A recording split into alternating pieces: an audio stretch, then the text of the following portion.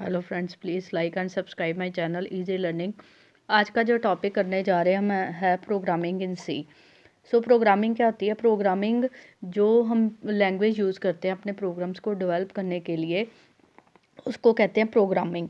जब भी हमें कोई प्रॉब्लम सॉल्व करनी है इन कंप्यूटर लैंग्वेज, तो हमें क्या चाहिए होगी? Programming language. उसी तरह प्रोग्रामिंग इन सी भी एक लैंग्वेज है जिसको यूज़ करके हम अपने सॉफ्टवेयर्स को क्या करते हैं, अपने लॉजिक्स को क्या करते हैं, डेवलप करते हैं।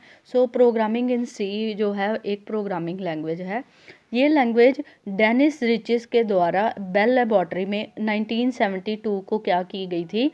डेवलप की गई थी। सी को हम कह सकते हैं एडवांस वर्जन किसका है? BCPL। BCPL का क्यों BCPL का एडवांस वर्जन क्या कहते हैं?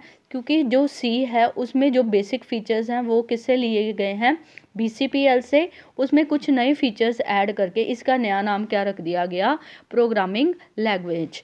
BCPL की फुल फॉर्म है बेसिक कंबाइंड प्रोग्रामिंग लैंग्वेज। इसके बेस के ऊपर सी डेवलप की गई है डेनिस रिचेस के द्वारा 1972 को।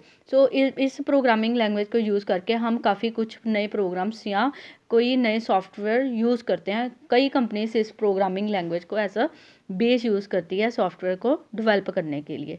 नेक्स्ट आता है सी प्रोग्रामिंग इतनी पॉपुलर क्यों हुई है या क्यों है?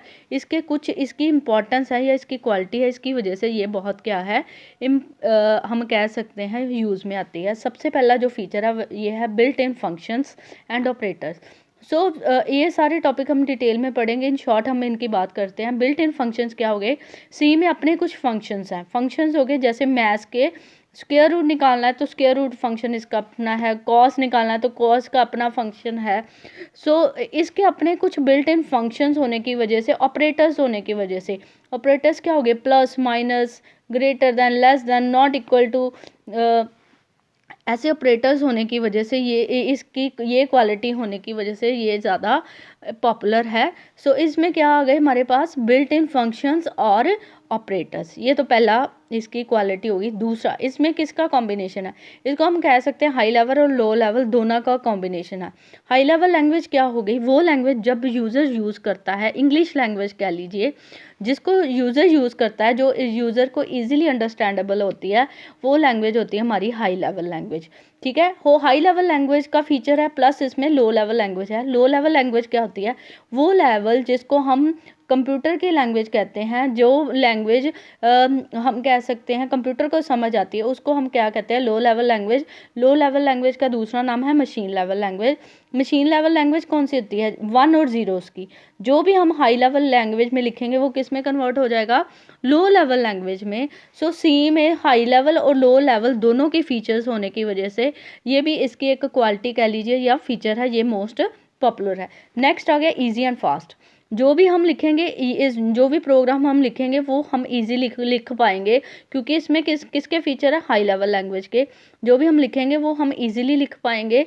जो भी हम लिखेंगे वो इजीली किस में हो जाएगा? लो लेवल में कन्वर्ट हो जाएगा। ये फीचर होने की वजह से जो भी हम लिखेंगे वो इजीली लिख पाएंगे और इजीली वो किस में कन्वर्ट हो जाएगा? लो लेवल लैंग्वेज में। ये इसका क्या है? तीसरा फीचर। चौथा, पोर्टेबल। पोर्टेबल का मतलब होता है कि एक प्रोग्राम मैंने एक कंप्यूटर पे लिखा, एक कंप्यूटर पे लिखा, तो वही प्रोग्राम बी कंप्यूटर पे भी चल जाएगा, वही प्रोग्राम सी कंप्यूटर पे भी चल जाएगा, या तो माइनर चेंजेस करके या कुछ भी चेंज करके वो इजीली एक सिस्टम से दूसरे सिस्टम पे चल जाएगा। इसका एक पोर्टेबल फीचर है कि जो भी प्रोग्राम हम सी लैंग्वेज में लिखेंगे वो किसी भी सिस्टम पे उसको क्या कर सकते हैं?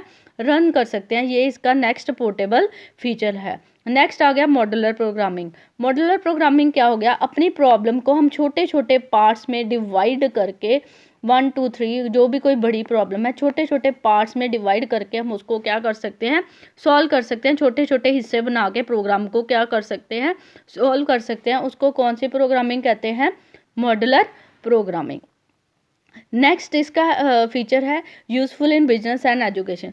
एजुकेशन में भी यूज़ होता है, एजुकेशन के लिए भी ये स्टडी करवाया जाता है प्रोग्रामिंग लैंग्वेज के होने की वजह से। एज अ बेस बच्चों को प्रोग्रामिंग समझाई जाती है, सी को बेस लेके, और बिजनेस में बिजनेस वाले इसको यूज़ करते हैं ताकि कोई भी सॉफ्टवेयर वो डेवलप करते हैं अपनी रिक्वायरमेंट के हिसाब से, तो वो सी को क्या करते हैं, यूज़ करते हैं। सो इसमें किसका फीचर आ गया, ये फीचर है, ये बिजनेस में भी यूज़ हो रहा है और एजुकेशन में भी, ये भी इसकी एक क्वालिटी है। नेक्स्ट आ जाएगा एक्सपेंडेबिलिटी। एक्सपेंडेबिलिटी का मतलब अगर जो भी हमने प्रोग्राम लिखा है उसको फ्यूचर में मेरे पास कुछ नई रिक्वायरमेंट हो गई है, सो उस रिक्वायरमेंट के हिसाब से हम उसमें नया पार्ट ऐड कर सकते हैं। जैसे मेरे पास 1 2 3 4 पार्ट थे, नेक्स्ट में 5 एक और नया पार्ट आ गया।